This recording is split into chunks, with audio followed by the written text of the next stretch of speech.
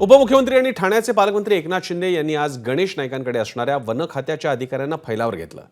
ठाण्यातील घोडबंदर रोडवरील गायमुख घाटात काही दिवसापूर्वी रस्त्यांची दुरुस्ती करण्यात आली। हा रस्ता सिमेंट काँक्रीटचा न करता डांबराचा का केला असा प्रश्न शिंदेंनी बैठकीत विचारला।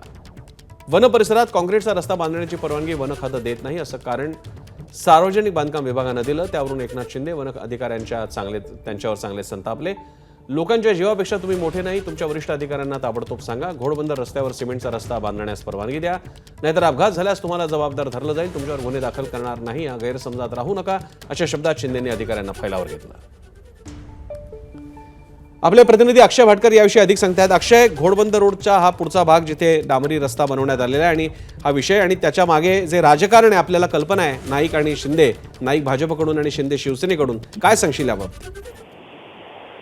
प्रसन्न, गेल्या अनेक वर्षांपासून घोडबंदरचा गायमुख घाट जो आहे तो डोकेदुखी ठरलेला आहे। जे लोक त्यावरून प्रवास करतात त्यांच्यासाठी, त्यामुळे वर्षानुवर्ष हा रस्ता डांबरीकरण सोडून काँक्रिटीकरण करून तो का बनवत गेला नाही असा प्रश्न आज एकनाथ शिंदे यांनी विचारला। त्यावेळी सार्वजनिक बांधकाम खात्याच्या अधिकाऱ्यांनी परवानगी मिळत नसल्याचं कारण दिलं।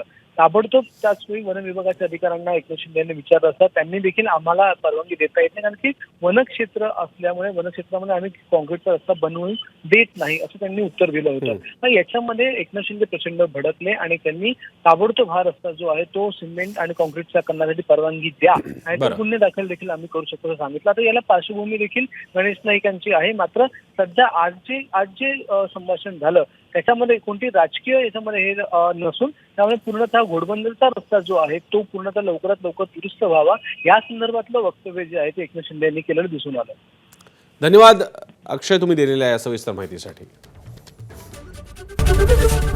एबीपी माझा, उघडा डोळे बघा नीट।